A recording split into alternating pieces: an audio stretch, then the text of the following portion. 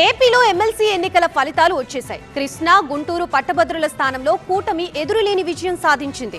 ఆలపాటి రాజేంద్ర ప్రసాద్ 82 ఓట్ల భారీ మెజారిటీతో గెలుపొందారు. కూటమి ప్రభుత్వంపై నమ్మకమే తన గెలుపుకి కారణమన్నారు ఆలపాటి. ఇక ఉత్తరాంధ్ర టీచర్స్ ఎమ్మెల్సీగా గాదే శ్రీనివాసులు మరోసారి విక్టరీ కొట్టారు. మరోవైపు ఉభయ గోదావరి జిల్లాల పట్టభద్రుల ఓట్ల లెక్కింపు ఇంకా ఉత్కంఠ రేపుతోంది.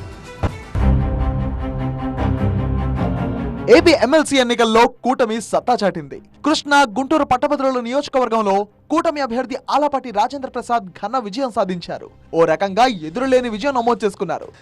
కూటమి నాయకత్వం వహిస్తున్నటువంటి చంద్రబాబు నాయుడు గారు ప్రత్యేకమైన శ్రద్ధ తీసుకొని ఈ రోజున ఈ విజయాన్ని మాకు వరించేలాగా చేసినటువంటి వారికి, ప్రత్యేకంగా లోకేష్ గారికి, అదేవిధంగా పవన్ కళ్యాణ్ గారికి, పురంధేశ్వరి గారికి నా హృదయపూర్వకమైనటువంటి ధన్యవాదాలు ఈ సందర్భంగా తెలుపుకుంటాను. ప్రత్యర్థులు ఎవరనేది కాదు, ప్రగతికి ఓటేయాలని చెప్పి నమ్మినటువంటి ఈనాటి ఈ యొక్క ఉమ్మడి కృష్ణా, గుంటూరు జిల్లా ప్రజలకి నా హృదయపూర్వకమైనటువంటి ధన్యవాదాలు తెలుపుకుంటాను. ఉత్కంఠ రేపిన ఉత్తరాంధ్ర టీచర్స్ ఎమ్మెల్సీ ఎన్నికల్లో పీఆర్టీయూ అభ్యర్థి గాదే శ్రీనివాసులు నాయుడు గెలుపొందారు. శ్రీకాకుళం, విజయనగరం, విశాఖ ఎమ్మెల్సీ స్థానాల్లో 10 మంది పోటీ చేశారు.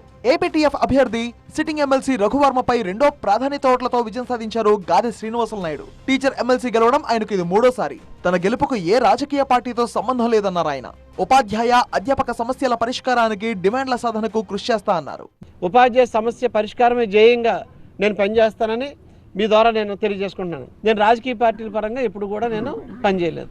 ఉపాధ్యాయ ఎమ్మెల్సీ, నేను ఉపాధ్యాయుల తరపున నేను ఎన్నికయ్యాను. ఉపాధ్యాయ సంఘాల సపోర్ట్ తోటే నేను గెలిచాను.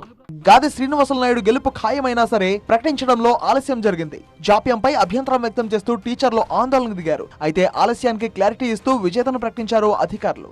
గాదే శ్రీనివాసులు నాయుడు గారు ఎక్కువ ఓటు పొంది విన్నర్గా డిక్లేర్ చేయడం జరిగింది. మామూలుగా ఎమ్మెల్సీ ఎన్నికలకైతే ఈసీ వారు ఒక పర్మిషన్ తీసుకుని మనం డిక్లేర్ చేయడం జరుగుతుంది. అందువల్ల మనము 8:30 పూర్తి అవగానే కూడా వెంటనే మనము పర్మిషన్ కోసం రాయడం జరిగింది. పర్మిషన్ రాగానే వారికి ఎలక్షన్ సర్టిఫికేట్ కూడా అందజేయడం జరిగింది.